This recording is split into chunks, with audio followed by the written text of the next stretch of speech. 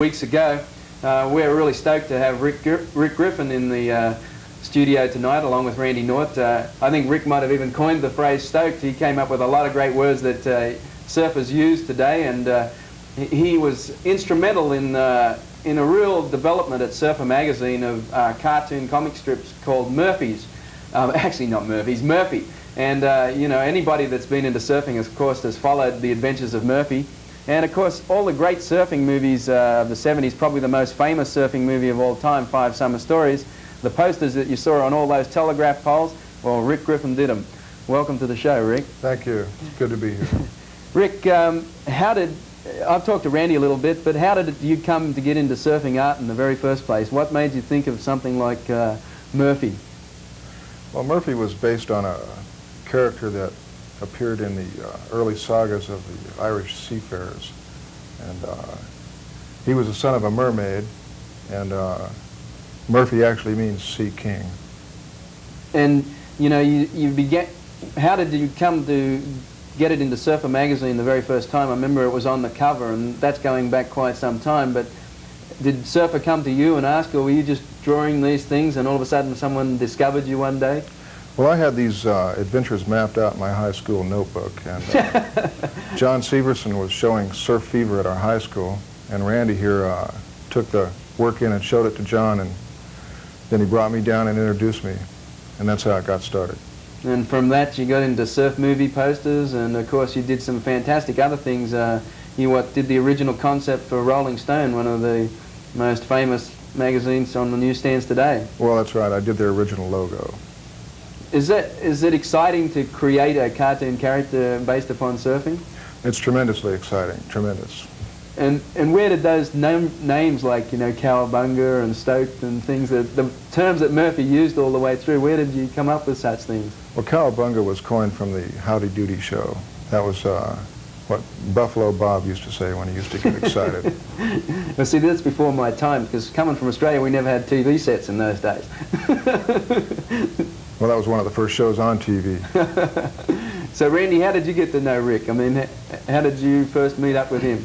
Well, it was about 1957, and I grew up in Palos Verdes, and we used to surf Haggerty's and Bluff Cove, and there were no high schools or junior highs up there, so they bussed us down into sort of the flatlands, and you know, all the different groups of people would hang out at Nutrition, and there was this one fellow with like long khaki pants and French-toed shoes and metal flake shirts, and you had his hair was real slick. I was a greaser, a hoedown. I mean, but he was like one of the best-looking greasers. I'd never seen anything, and I got to know him a little bit, and I said to him one day, I said, "Hey, Rick, will you teach me how to shine shoes like that?" Because it was like a secret thing for part of the image, and nobody in PV knew how to do that. And he looked at me and he said, "Well, what do you do for me?"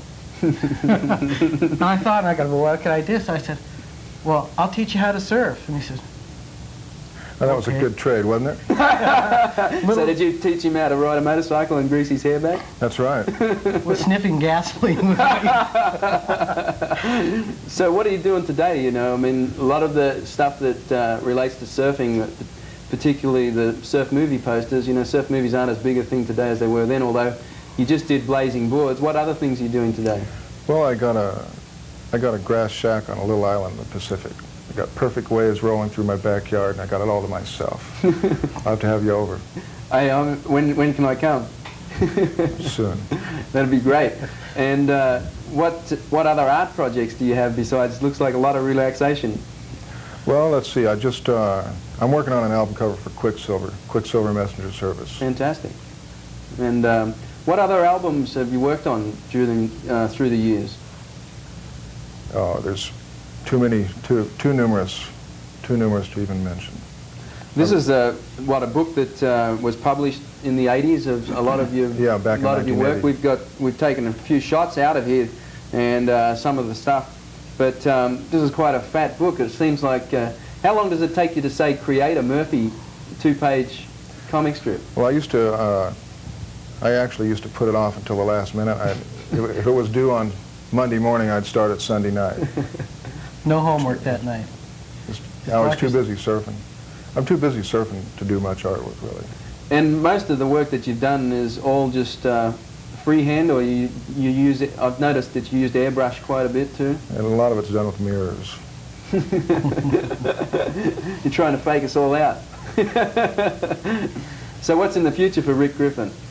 What's he gonna surprise us with in the 80s going into the 90s? Well, we'll see. We'll see. In the meantime, I'll just stick with my ways. Well, thanks for coming on the show, Rick. We're really happy to have you. And Randy, thanks for getting Rick in here. You guys go back a long way, eh? Well, 57 to 86. Well, how many years is that? We never finished school. You still managed to get out there and catch a few? Does he still get out there and drag you out there and catch a few? Randy? Oh, yeah. We have a good time. And then you still get him to grease his hair every now and again and play Hodad too? Sometime. Okay, thanks for It was a great period in time. Thanks for coming on the show, guys. Thanks for having us. You're welcome. Thanks a lot. We're going to go and look at some footage right now, and then we'll be back in the studio.